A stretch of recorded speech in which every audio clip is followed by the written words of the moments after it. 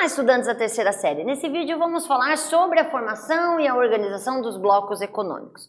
Sobre essa temática é importante você estar se perguntando qual é literalmente a conceituação de bloco econômico e, obviamente, toda a sistemática que levou aos tipos de blocos econômicos vigentes na atualidade. Nisso, obviamente, partimos do pressuposto do que é um bloco econômico, que literalmente estabelece uma reunião de países, não necessariamente do mesmo continente, mas que vincula-se a uma organização de necessidade econômica, muitas vezes aos tipos de produtos, tipos de vinculações e organizações. Dessa maneira, este acordo firmado é um contrato por escrito, onde literalmente eles estipulam lideranças, formatações, identificações dos tipos de fronteiras a serem compostas, liberdades comerciais, que estabelecem então uma melhoria na circulação de bens e produtos e até pessoas. Nisso, obviamente, temos como objetivos principais a organização das barreiras alfandegárias, a dinamização então do dinheiro circulando, que aqui a gente usa como a palavra capital, pessoas e serviços. Isso, logicamente, fazendo parte de uma sistemática de cada bloco, ou seja, cada bloco tem autonomia e liberdade para organizar essa identificação e também identificar a metodologia como isso vai funcionar. Para ser entendido, é necessário que você tenha a noção de que existem tipos de blocos econômicos. Os tipos de blocos econômicos, eles sugerem uma hierarquia, vamos do mais antigo para o mais novo, e que remete também o menor, no sentido de abrangência, e o maior.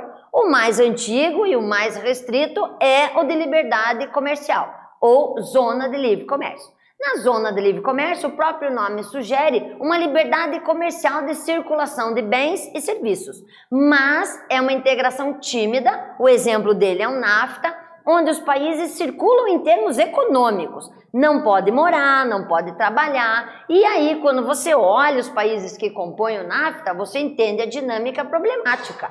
Entre Estados Unidos e Canadá, a dinâmica é muito parecida, muito equilibrada, mas quando olhamos os dois com o México, percebemos um desequilíbrio, ou seja, há uma necessidade de circulação de bens, mas com relação ao México, a economia fragilizada mostra uma carência que os outros não têm e que querem suprir entrando no vizinho. E aí não conseguem, isso gera bastante conflito. A evolução disso é uma união aduaneira. Numa união aduaneira, com o nome Mercosul, Mercado Comum do Sul, nós estabelecemos entre os países membros uma liberdade comercial, uma certa liberdade de mercadorias e pessoas e até de trabalho entre os países. Só que todos eles estabelecem uma tarifa externa comum, a fim de viabilizar o crescimento e o não aproveitamento exagerado em termos de utilização das fronteiras existentes.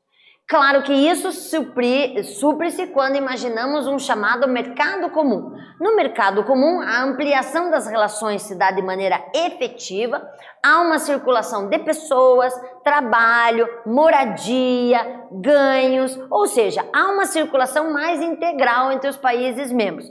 Isso foi atingido pela União Europeia, que quase passou para o próximo estágio, que seria a União Econômica e Monetária. Nessa União Econômica e Monetária, teríamos o estabelecimento de uma moeda única, coisa que a Europa não deu conta. Estabeleceu-se o euro, mas o euro é uma moeda comum. Existem países que deixaram de usar a moeda antiga e passaram a usar somente o euro. Mas também tem outros que usam as duas, a antiga e o euro. Dessa forma, ela não tornou a economia tão integralizada. Por quê? Porque muitas vezes raízes históricas, divergências políticas fazem com que a discussão se torne um pouquinho mais agressiva e assim não consigam organizar de uma maneira mais sistêmica, porque, obviamente, a soberania nacional deve ser sempre levada em conta. O bloco econômico não tem como objetivo a disseminação da soberania, tem sim como facilitador econômico e quando isso não é atingido, obviamente, os países gritam.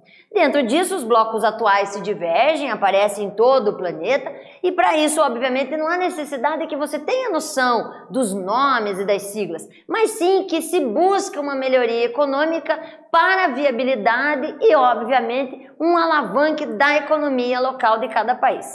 As vantagens, logicamente, facilitadas durante todo esse processo de explicação, obviamente, a comunicação, locomoção, venda, e as desvantagens, claro que se estabelecem em estados mais fracos. Neles nós vamos ter, obviamente, uma total restrição dos blocos, fazendo com que não haja a perpetuação do equilíbrio entre os países membros do bloco. Nesse vídeo falamos sobre os blocos econômicos, espero que vocês tenham gostado e até breve.